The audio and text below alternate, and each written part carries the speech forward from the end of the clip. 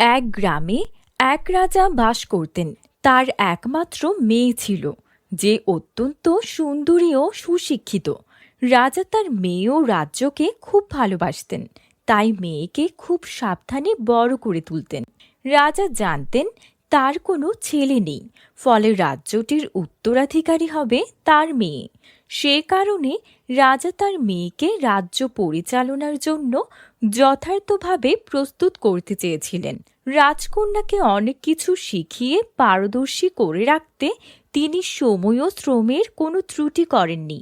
রাজকন্যাকে উপযুক্ত একজন রাজপুত্রের হাতে তুলে দিতে তিনি মনে মনে একটি যোগ্য পাত্রের খোঁজ করছিলেন। রাজকন্যা অনেক রাজকুমারদের সঙ্গে দেখা করেছিল, কিন্তু কোনো রাজপুত্রকেই তার পছন্দ হয়নি। এই নিয়ে রাজা বেশ চিন্তিত হয়ে পড়েছিলেন, কারণ সময় যতই গড়াচ্ছিল ততই তার উদ্বেগ বাড়ছিল। একদিকে রাজ্য, অন্যদিকে মেয়ের ভবিষ্যৎ, সবকিছু মিলিয়ে রাজা একটা সঠিক সিদ্ধান্তে আসতে পারছিলেন না। রাজকন্যা তার মা বাবার কাছে নিজের পছন্দের স্বাধীনতা দাবি করতে থাকেন। তিনি বলতেন, আমার বিয়ে আমার ইচ্ছাই হবে, রাজপুত্র বা সাধারণ কেউই হতে পারে, কিন্তু মানুষটা ভালো হতে হবে, আমার সুখের জন্য। রাজকন্যার মা বাবা একে একে বেশ কিছু রাজপুত্রকে রাজপ্রাসাদে আমন্ত্রণ জানালেন, কিন্তু রাজকন্যা কাউকেই পছন্দ করলেন না। এদিকে রাজকন্যার মা বারবার রাজকন্যাকে বুঝিয়ে বলতেন, তুমি একজন রাজপুত্রের সঙ্গে বিয়ে করবে, তাহলে আমাদের রাজ্য সঠিকভাবে পরিচালিত হবে। কিন্তু রাজকন্যা দৃঢ় সংকল্পিত ছিল। তার মতে রাজ্য পরিচালনার জন্য একজন ভালো মানুষই যথেষ্ট, তা সে রাজপুত্র হোক বা সাধারণ মানুষই হোক। রাজকন্যা এমন এক সময়ে সিদ্ধান্ত নেন, যে কোনো রাজপুত্র নয়, তিনি সাধারণ মানুষের মধ্য থেকে একজন জীবনসঙ্গী খুঁজবেন। তার মা বাবা একে একে তাকে নানা ধরনের চাপ দিচ্ছিলেন, কিন্তু রাজকন্যা অটল ছিলেন। তার মতে রাজকুমারের গরিমা নয়, একজন মানুষের চরিত্রই গুরুত্বপূর্ণ। রাজকন্যার জেদ দেখে রাজা ও রানী অবশেষে রাজি হলেন যে রাজকন্যা তার পছন্দমতো একজন মানুষ বেছে নেবেন, তবে তার জন্য একটি বিশেষ পরীক্ষা হবে। এই পরীক্ষা রাজ্যবাসী সকল পুরুষদের জন্য ছিল। পরীক্ষায় উত্তীর্ণ হলে সেই ব্যক্তি রাজকন্যার স্বামী হতে পারবে। রাজা ও রানী এই সিদ্ধান্তে পৌঁছানোর পর রাজকন্যা তাদের কথা মেনে পরীক্ষা গ্রহণের জন্য রাজি হলেন। সেদিন রাজপুত্রদের আসার দিনে রাজকন্যা সাদা গাউন পরেছিলেন। তিনি এত সুন্দর ছিলেন যে তাকে দেখে সবাই মুগ্ধ হয়ে গিয়েছিল। রাজকন্যা 3টি বিছানা দেখিয়ে বললেন, এগুলোর মধ্য থেকে তোমরা নিজের পছন্দের বিছানা বেছে নাও। 3টি বিছানা ছিল সোনা, রূপা এবং তামার। রাজকন্যা জানালেন, যিনি সঠিক বিছানা বাছবেন তিনিই তার জীবনের সঙ্গী হবেন। অনেক রাজকুমার সোনা এবং রূপার বিছানা নিয়ে চলে গেলেন, কিন্তু পরেশ নামের এক সাধারণ ছেলে তামার বিছানা বেছে নিল। রাজকন্যা তার এই সিদ্ধান্তে সন্তুষ্ট হলেন। রাজকন্যার মনে হল, সোনা ও রূপার আভিজাত কিংবা গৌরবের চেয়ে এক সাধারণ মানুষের মধ্যে যেটা গুরুত্বপূর্ণ তা হল তার প্রকৃত চরিত্র এবং দৃঢ় মনোবল। রাজকন্যা তার জীবন সঙ্গী হিসেবে পরেশকেই বেছে নিলেন। রাজকন্যা আর পরেশ একে অপরকে গ্রহণ করলেন এবং তারা ধুমধাম করে বিয়ে করলেন।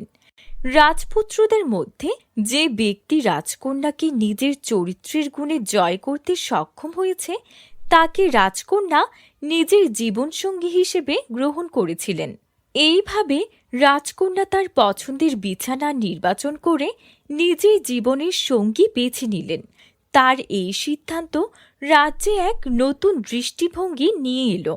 রাজ্যবাসী বুঝতে পারল যে রাজ্য পরিচালনার জন্য এবং সুখী সংসার গড়ার জন্য কখনোই বংশ বা আভিজাতই সবচেয়ে গুরুত্বপূর্ণ নয়, বরং সত্যিকারের গুণ এবং চরিত্র হল মূল বিষয়।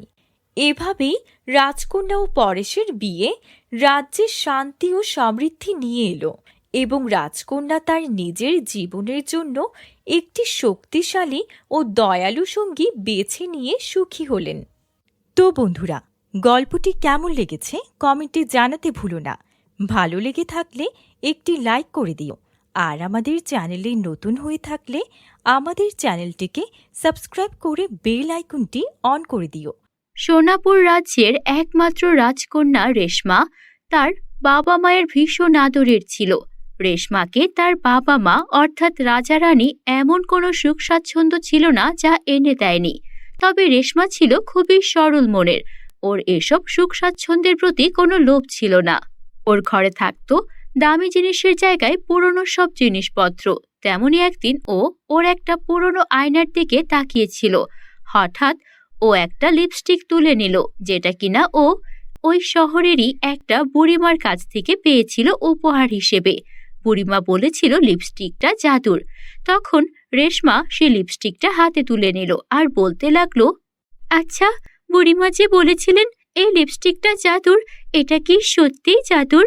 তখনই আয়নাটা চকচক করে উঠল আর একটা নরম কণ্ঠ ভেসে উঠল, হ্যাঁ রাজকন্যা, এই লিপস্টিক যার ঠোঁটে থাকবে তার বলা সব কথা সবাই বিশ্বাস করবে। রেশমার চোখ বড় হয়ে গেল। রাজসভায় কেউ তার কথা শুনতো না। বন্ধুরা, তোমরা যারা যারা গল্পটি দেখছো তোমাদের নাম কমেন্টে লিখে জানাও। আমরা নেক্সট গল্প তোমাদের নাম দিয়ে বানাবো। তখন রেশমা লিপস্টিকটা তার ঠোঁটে লাগালো আর বলল, এই রাজ্যের খাদ্য মজুদ শেষ হয়ে যাচ্ছে, কিন্তু মন্ত্রী মিথ্যে কথা বলছে। রাজা তখন গম্ভীর হয়ে বললেন, এটা কি সত্যি? তাহলে তদন্ত করো। রেশমা ভীষণ খুশি হলো, কারণ এই প্রথম ওর কথা ওর বাবা শুনল। তখন আয়না ওকে আবারও বলল, সাবধান রেশমা, সত্যের পাশাপাশি মিথ্যেও কিন্তু বিশ্বাসযোগ্য হয়ে উঠবে, কখনো মিথ্যা বলো না। রেশমা হাসলো আর বলল, আমাকে তাই মনে হয়, আমি তো শুধু সত্যই বলবো। পরের দিন রাজসভায় রেশমা ভুল করে বলে ফেলল, আজকে একটা অদ্ভুত ঘটনা ঘটবে, আজ আকাশ থেকে স্বর্ণের বৃষ্টি হবে। রাজা মন্ত্রী সবাই তখন আকাশের দিকে তাকিয়ে থাকলো, কিন্তু আসলে তেমন কিছুই হলো না। তখন রাজা কঠোর কণ্ঠে বললেন, মিথ্যে বলেছ তুমি রাজকন্যা, তুমি এখন কারাবন্দী। রেশমার চোখে তখন জল চলে এলো, আর সে মনে করে দেখলো আয়না তাকে সত্যি কথাই বলেছিল। এবার আমি কি করব? আমি তো লোভে পড়ে এমন কিছু বলে ফেলেছিলাম যেন আমার বাবা আমাকে ভালোবাসে আর রাজ্যের সবাই আমাকে রাজকন্যা হিসেবে সম্মান করে। কিন্তু এবার কি হয়ে গেল? আয়না, তুমি কি জানো আমি এবার কিভাবে নিজেকে বাঁচাবো? এভাবে আমি কারাবন্দী হতে চাই না। হ্যাঁ, একটা উপায় আছে। তুমি যদি মন থেকে কোনো সত্যি কথা বলো বা কারো ভালো চাও, তাহলেই সবকিছু ঠিক হয়ে যাবে।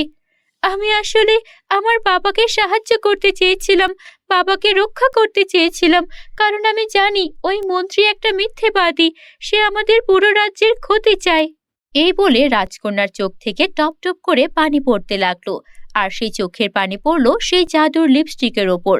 সঙ্গে সঙ্গে পুরো ঘর আলোয় আলোকিত হয়ে গেল। তখন আয়না বলল, রাজকন্যা কেঁদো না, আমাকে তুমি তোমার বাবার কাছে নিয়ে যাও, আমি সব সত্যি দেখিয়ে দেব। তারপর রাজকন্যা জাদুর আয়না ওর বাবার কাছে নিয়ে গেল। আর তখন রাজা দেখলেন এতদিন ধরে মন্ত্রী যা যা অন্যায় করেছিলেন সেই সব কিছু আয়নায় দেখা যাচ্ছে। তখন রাজা বুঝতে পারলেন তিনি এতদিন ধরে ভুল মানুষের উপর বিশ্বাস করেছেন। তখন সে তার মেয়ের কাছে ক্ষমা চেয়ে বললেন, আমার ভুল হয়ে গেছে রে মা, নিজের মেয়েকে আমি বিশ্বাস না করে একজন পর মানুষকে বিশ্বাস করেছি। এই মন্ত্রী আমাদের রাজ্যের প্রজাদের অনেক অত্যাচার করেছে, রাজ্যের কোষাগার, রাজ্যের খাদ্য সবকিছু নিয়েই বাড়াবাড়ি করেছে। ওকেই কারাগারে পাঠানো হবে। আর আমিও বুঝতে পেরেছি আমার মেয়ে কখনো মিথ্যেবাদী হতে পারে না। আজকের পর থেকে আমি তোকে কখনোই আর ভুল বুঝবো না মা। আর তুই যে আকাশ থেকে সোনার বৃষ্টির কথা বলেছিলি, আমার বোঝা উচিত ছিল এই ধরনের কিছু বাস্তবে হতেই পারে না। আর আমি আমার নিজের মেয়েকেই কিনা কারাবন্দী করতে গিয়েছিলাম। আমাকে তুই ক্ষমা করে দিস মা। না বাবা, তুমি আমাকে ক্ষমা করে দিও। আমি সেদিন এত বড় একটা কথা রাজ্যসভায় বলে ফেলেছি। আমি রাজ্যের রাজকন্যা, আমাকে আরেকটু সাবধান হওয়া উচিত ছিল। তারপর এভাবেই জাদুর আয়নার সাহায্যে রেশমা সেবারের মতো বেঁচে গেল। আর রেশমা এটাও বুঝে গেল যে সত্য বলার জন্য কখনো জাদুর প্রয়োজন হয় না, সৎ সাহস থাকলে সেটাই যথেষ্ট। এরপর থেকে রেশমা কোথাও কোনো অবিচার অন্যায় দেখলে তার বিরুদ্ধে প্রমাণ জোগাড় করত আর তারপর তার সঙ্গে সঙ্গে পদক্ষেপ নিয়ে সেটার সমাধান করত। এরপর থেকে সেই রাজ্যে আর কোনো রকম কষ্ট রইল না, সবাই সুখে শান্তিতে থাকতে শুরু করলো। বন্ধুরা, আমাদের চ্যানেলে নতুন হলে চ্যানেলটিকে সাবস্ক্রাইব করতে ভুলো না যেন। Bye bye.